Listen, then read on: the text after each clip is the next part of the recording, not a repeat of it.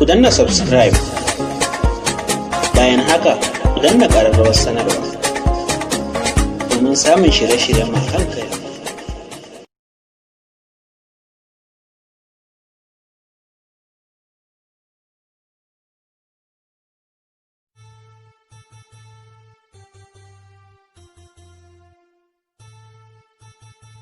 Masu sauraro Assalamu alaikum.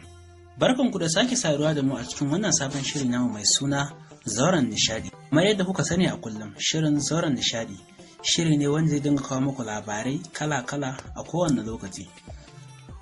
Masu sauraro a yau sun ba ku labarin wata budurwa da kuma saurayinta da babanta. Wani saurayi ne ya je zance gurin budurwarsa da daddare. Kwatsam suna cikin zance sai aka fara ruwan sama. Da fara wannan ruwan saman ruwa da ya ƙi tsayawa, lokaci ya ja ya ƙi tsayawa.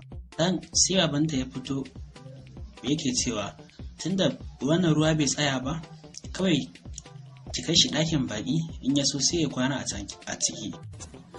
Sai baban ya ce mai amma sai dai kai haƙuri yaro, sakamakon ɗakin babu abin rufa, gado ne kawai a ciki. Sai dai ka yi haƙuri ka kwana a ciki zuwa safiya. Wannan saurayi suka tafi da shi da wannan budurwa, ta kai shi cikin ɗaki ya zauna. Sai budurwa ta ce bari in je in kawo maka abinci. Da tafiyar ta kawo mishi abinci, kawai wannan saurayi ya fita ya tafi gida da gudu, kawai ya je ya ɗauko wannan abin rufa. Ana wannan ruwan, a cikin ruwan ya tafi ya je ya ɗauko abin rufa, ya dawo ya zauna a ɗakin kafin ta kawo mai abincin. Bayan ya dawo ya zauna, sai baban yarinya ya shigo ɗaki, ya gan shi a jike yana rawar sanyi. Sai yake tambaye shi, ya aka ne kanka a jike kuma har kana rawar sanyi? A nan ya ba wa baban labarin duk abin da ya faru, kan cewa komawa gida ya je ya ɗauko abin rufa ya dawo.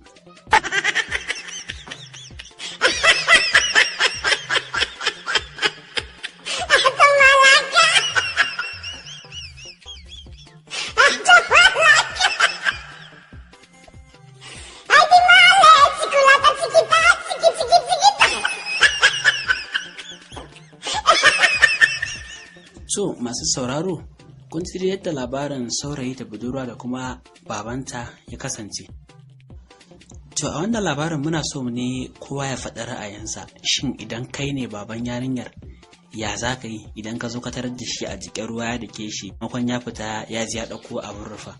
To shine muke so mu sani, ku yi mana comment akan cewa idan kai ne baban yarinyar, ya za ka yi? Bayan haka masu sauraro, kar ku manta ku danna subscribe, sannan ku yi mana share din wannan labarin zuwa group ɗinku da kuke da su na WhatsApp da na Facebook.